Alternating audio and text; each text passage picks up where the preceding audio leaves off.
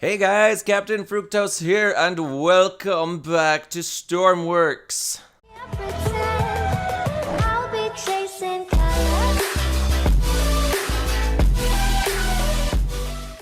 So today I actually have one of my own creations to show you. It is still technically under work, but I do have it shared on the Steam workshop. So if you're interested in trying it out or, making improvements to it or even just leaving me suggestions, go check it out on Steam Workshop and let me know what you think if you have any suggestions or anything like that. Let's go ahead and get started on this so I can show you the thingy I built. As you can see, it is a pontoon boat, but it's got, as you can see, a ring around it, and then this thing that goes around to the back.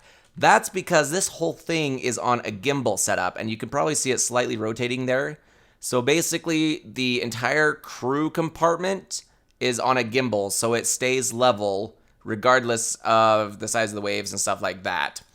And I do need to move the solar panels here because when I initially built it, the solar panels were not covered up by this thing, but after testing and reviewing and rebuilding and stuff like that, I ended up putting this in the way it is now. I just haven't moved the solar panels yet, and those are basically only there to keep the emergency power charged in case it's needed. So let's go ahead and jump in it. Ooh, golly, if I can get to the pontoon. So first things first, open up the sides, which lowers these ladders so we can climb in. So we can get into the boat, and then we'll just go ahead and close those up.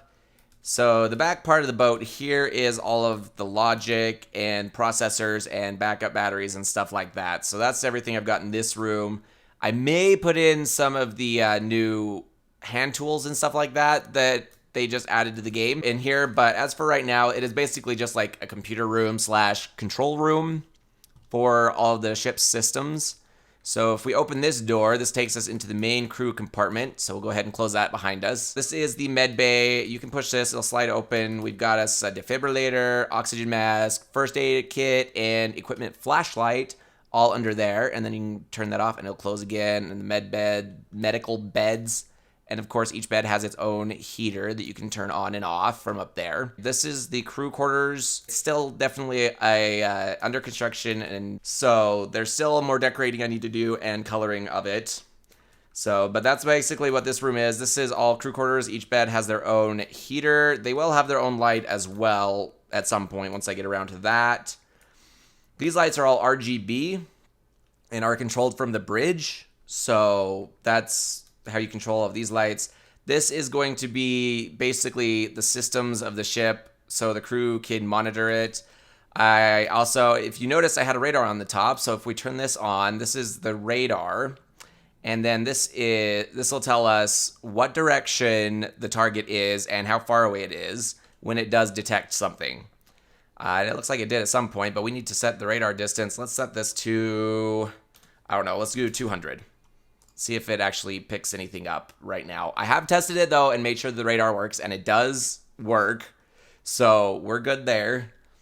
But it doesn't look like there's anything for it to pick up right now. These are for the main systems of the ship, like the engines and stuff like that. So this is basically the engineer's seat.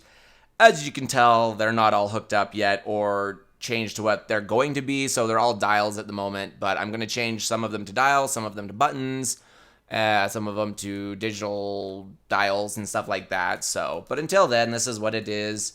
These ones will have a screen. One's a remote control station, so there'll be a little submarine or something that you can drop off the ship and control from one of these seats. And then the other one will be the long-range cameras on the ship, and they'll monitor around the ship and look for enemies in this one.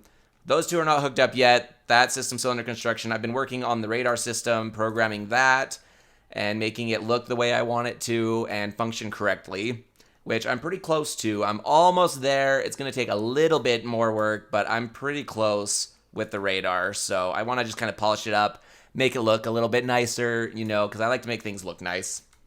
So, and then of course, we need to go in to the bridge, which is here. There is a seat for one driver. This is our speed, fuel levels, engine rotations per second. I don't know why that says the engine's running, because it's not, obviously, seeing as our engine RPS is at 0. So I need to fix that.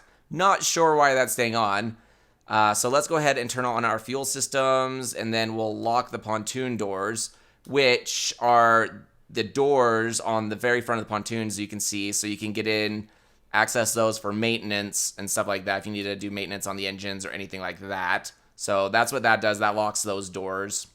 So let's go ahead and start the engines here. So our engines are up and running. These have, I have a system that controls the engines, so you don't have to worry about setting the RPM or adjusting throttle for the clutches to move, because that is all controlled automatically through a microprocessor that's down in the pontoons by the engines. So that controls all of the engine systems. So all you have to do is jump in here and, forward with W, left and right with A and D, and then if you want to do reverse, you just hit this, and then you can push W again, and you'll reverse.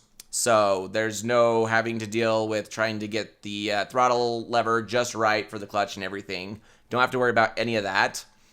These are for the lights, so that's supposed to turn on the marker lights, but I've had a slight glitch, and for some reason it turns on the front spotlights.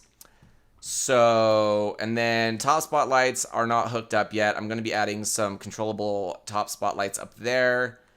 Attack mode basically turns all the interior lights on the ship red and slightly dims them so that, it's in attack mode. It's harder to see. And then, of course, there's dark mode, which turns all of the lights off. So that's what those buttons do. There is, let's see. Yeah, so we went over all of those. Okay, so let's go ahead and take this out so I can show you what it looks like. And I'm using the new water jet things to propel this. Those have a vertical trim tab, and so I've actually set that to automatically level the pontoons while you're going, so you don't have to worry about adjusting the leveling for the pontoons either. Those will automatically keep those level or close to level. I think I have them up just slightly just to help it go through the water a little bit faster. And then as you can see, you can just turn it left and right. You don't have to worry about clutches or anything. So there's that. And then I do want to show you the gimbal that this is on. So in order to do that, obviously we need to turn on wind. We need to have waves. So as you can see, the forward and back, so there's no rocking motion in the boat. It just basically goes up and down.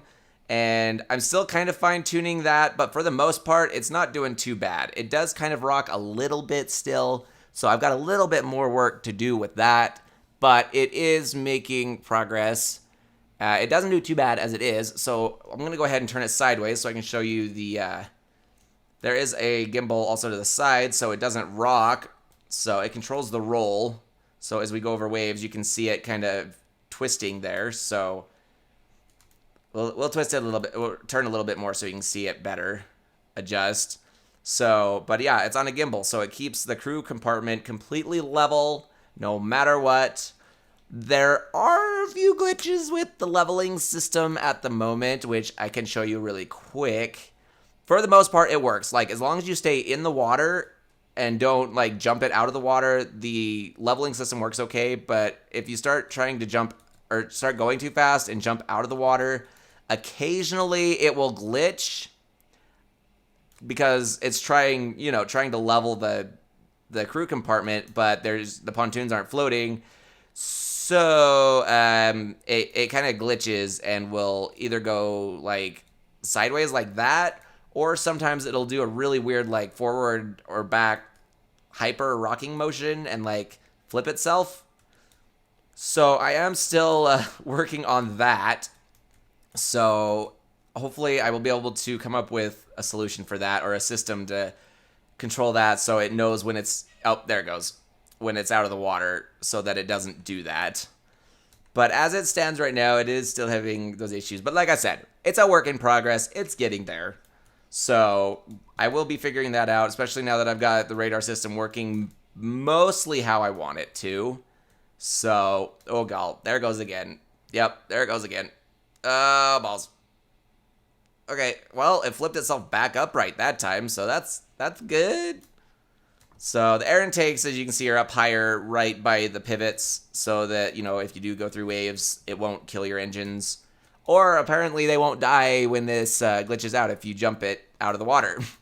So Let's go ahead and let's see, custom menu. Let's turn the wind back off here really quick. But I mean, for how big it is and everything, it does go pretty fast. What's my speed here? So about 13 or 14. I need to adjust the dial as well. There's still a lot of systems I'm working on. I just finally got the stabilization system working, and I've been programming the stuff in the bridge. So that's why some of the things on the stability system aren't 100% there yet and stuff like that. But it is, like I said, it's getting there, and it will get there. So, but it's on the Steam Workshop, so if you guys are interested in trying it out, it's on there. Just search for Captain Fructose on the Steam Workshop, and it should pull it up for you. And if you have any suggestions for it, like, you can leave it in the comment on this video, or you can comment on Steam. Either way, if you have any suggestions of what I could do to make it better, or a better design or something like that, I am always open to constructive criticism for my builds to make them better. So yeah, that's basically all I've got to show you for this creation, at least so far.